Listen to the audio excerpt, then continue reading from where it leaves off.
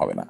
মোহাম্মদ হাবিব লিখেছেন, মেয়েরা ইসলামের অনেক বিধিবিধান মেনে চলছে কিন্তু শ্বশুর শাশুড়ির খেদমত করে না এবং স্বামীর আনুগত্য করে না, নানাভাবে মানসিক এবং শারীরিক কষ্ট দেয়। শ্বশুর শাশুড়িকে বলে কিছু বলুন। মানসিক বা শারীরিকভাবে যদি কষ্ট দেন তাহলে সেক্ষেত্রে তারা মুরব্বী, সিনিয়র, বাবার বয়সী, সেই হিসাবে তো অবশ্যই অপরাধ হবে, গুনাহের কারণ হবে। এবং শ্বশুর শাশুড়ির প্রতি রেসপেক্ট করা, অ্যাজ এ মা বাবার মতো বড়, তাদেরকে সম্মান করাটা আমাদের কর্তব্য। নবী সাল্লাল্লাহু আলাইহি ওয়াসাল্লাম বলেছেন, মাল্লাম ইয়াক্তুল কাবীরানা ফালাইসা মিন্না, যে ব্যক্তি আমাদের বড়দেরকে শ্রদ্ধা করে না তারা আমার উম্মত নয়, নবী সাল্লাল্লাহু আলাইহি ওয়াসাল্লাম বলেছেন। সো বড় হিসেবে তাদেরকে শ্রদ্ধা করতে হবে এবং সাধ্য অনুযায়ী তাদেরকে সেবা আপনি করবেন, এটা নৈতিক একটি দায়িত্ব। হ্যাঁ, যদি সেবা বলতে এখানে বোঝানো হয় একজন কাজের লোকের যে ডিউটি, সে ডিউটি, তো সেটা করতে আসলে পুত্রবধূকে বাধ্য করার কোনো রাইট নেই।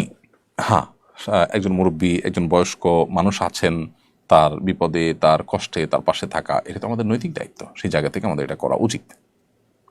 তাছাড়া স্বামীর প্রতি আমাদের যে কমিটমেন্ট আছে, শ্রদ্ধা আছে, সেই জায়গা থেকেও স্বামীর অগোচরে তার অনুপস্থিতিতে তার বাবা মার প্রতি যত্নশীল হওয়া, এটা একজন দায়িত্বশীল ইমানদার নারীর কাজ।